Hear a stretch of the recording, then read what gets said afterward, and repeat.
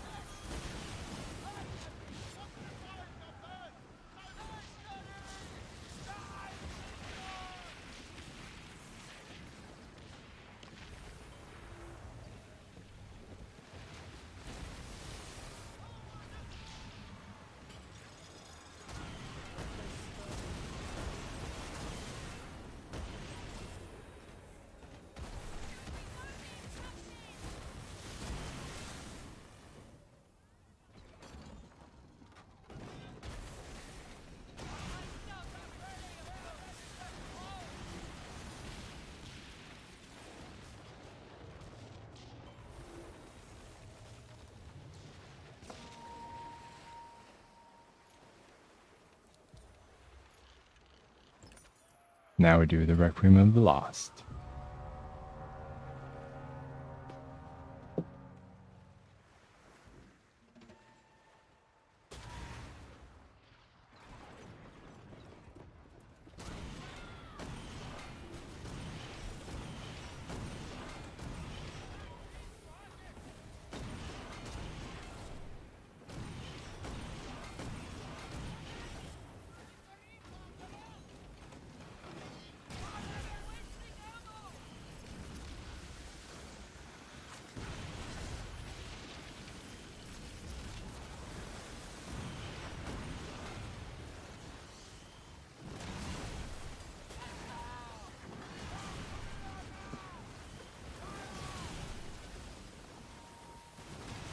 See how valuable it is to have a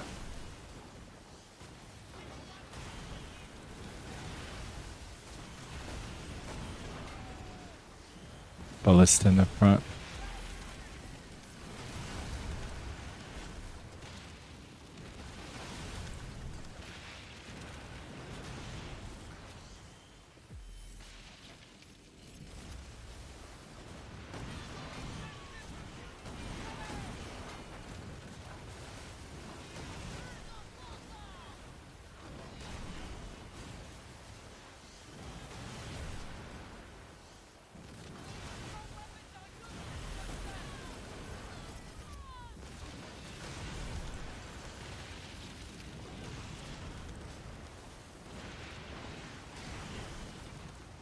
If you just shoot just above the pumpkin, it'll blow it up.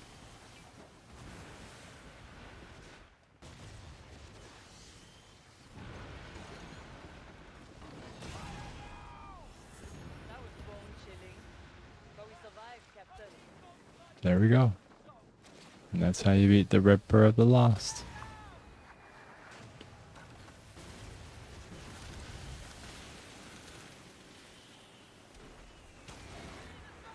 Alright, now let's go over what's on the ship. Oops, sorry.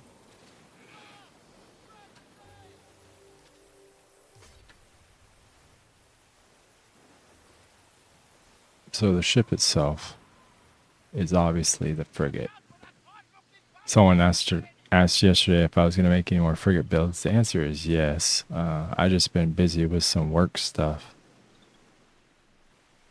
But yes, I'm making frigate builds. So here's the first one. Frigate. Bane of 10 Suns. I'm going to go over the ascensions when I get back to the port. The Drown one, Repair Long Gun 3. The Drown one, Little Grace 3.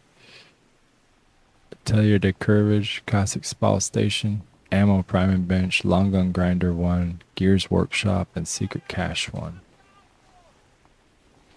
But it all comes down to the armor.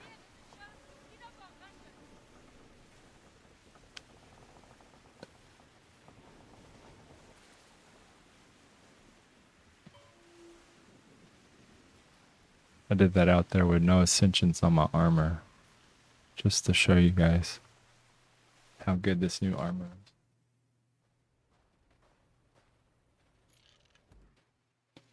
So, what are we talking about? Here we go. Weapons. In the front, we have the Bane of Ten Suns, a weapon whose clockwork bolts can pierce through multiple ships as divine might carries or cleaves the skies. Does 1287 damage. Has unrelenting drill. Fires a drill bolt that travels in a straight path, piercing multiple targets. Drill bolts deal additional 50% to subsequent targets after hitting a first target. Has long draw. This weapon can be charged for up to 320% increased damage and 900 meters increased range. Piercing 3 adds 30% of damage to piercing damage, increases damage to weak points by 100%. I rolled on rupturing, amplified piercing, and lethal. So you come up with piercing and flooding. Weak point damage 279%. The drown one, long range weapon that inflicts flooding and severe damage when hitting weak points. The sea people believe its aim is guided by those who were lost at sea. It has noxious, amplified, toxic, and siege. Again, flooding, piercing, and noxious. And then a repair long gun 3 on my starboard side. With swift, tranquility, and empower. Does 2921 in repair. And then the drown one on my rear. 4217. Noxious, amplified, flooding, and siege. Little grace 3 for your auxiliary. With service, restorative, and empower. That's more for you than it is for the specters. The armor, this is the new armor that I'm running. The Revoltra's Grace. Lightweight armor that enhances ship maneuverability. To the sea people, the wind has always brought the best protection to their sails. Does 20% for explosion, 20% for flooding, 30% for fire, 45% for tearing of sails, 10% for piercing, 20% for lightning, and 0% for noxious. Has wind collar. While bracing, and it increases acceleration turning speed by 2% each second. While bracing ends, retain acceleration and turning speed for 6 seconds. For this duration, increases sailing speed by 14%. It makes it so if you hold down brace, you can turn really easy, which is really nice in a frigate. As you see, there's no ascensions yet. You could put on whatever. I suggest some maintenance, maybe some fortitude. We're using Italia de Curvage. While above 50%, whole health reduces income and secondary damage by 24%, increases threat generation by 15%, and weapon damage by 10%. Increases armor rating of equipped armor by 100. The Caustic Spall Station, one of my favorite new furniture pieces that we just got. Damage dealt with a flooding weapon from over 200 meters away increases flooding damage by 13% for 10 seconds. For every 1% increase in projectile speed of weapons through bonuses, increases flooding damage of those weapons by 1%. Increases damage to enemy ships with the flooded effect by 10%. The Ammo Priming Bench increases damage to structures by 20% for siege weapons and repair amount of repair weapons by 18% when more than 160 meters away from the target. Siege weapons deal 4% increased weapon damage. Repair weapons repair 7% more whole health. Increases projectile speed of siege weapons and repair weapons by 10%. So that's 10% going to the Caustic Spall Station. That's 4% increased weapon damage because you have siege on your weapons.